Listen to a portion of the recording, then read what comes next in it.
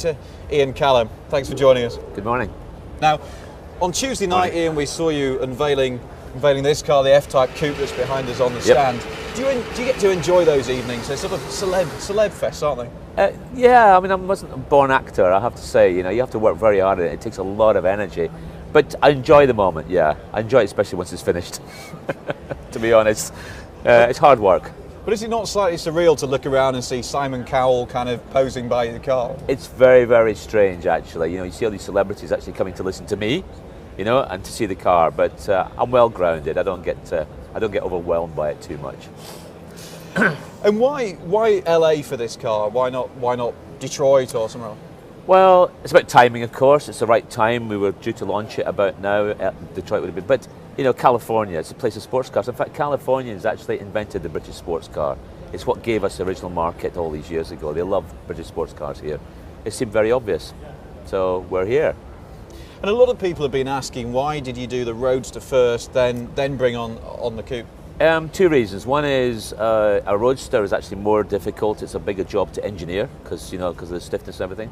It's actually a more difficult car to design because you have to give it attitude without a roof. That's quite tricky. And I always say once you get a good Roadster or convertible, you'll get a great coupe out of it. There was also a marketing decision as well because at the time the convertible market was actually the bigger part of the market. It's slightly different now though. So a lot of people were surprised when you brought out the R 550 horsepower. I mean, I know your job is to make them look pretty. We must get pretty excited by the big horsepower figures. Oh, I do. I mean, I love V8s. You know, I mean, I know that the world of V8s may be dwindling one day, but this is a great V8 engine, and it's 550 horsepower. And you can never have too many ponies, as I say. Because you are a big American car fan, aren't you? I am. Yes, I love. You know, I grew up loving hot rods and muscle cars and all that stuff, and I think it's the attraction of the kind of the elusive car that you can't quite see or reach. You know, it's that sort of. But there's something wonderful about hot rods. They're very simple.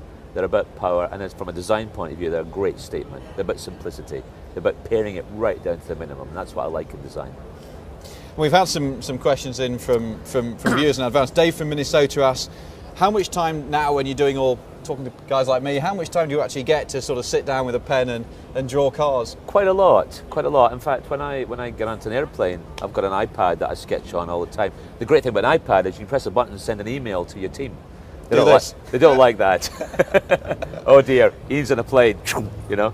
But so you've got to be careful not to lose your iPad then, haven't you? You don't want to leave it. You don't want to take it to the toilet with you. Yeah, there's some good stuff in there actually. You know, say so myself. But no, I sketch a lot, and I have 2 days a week where it's solidly in the studio with the team.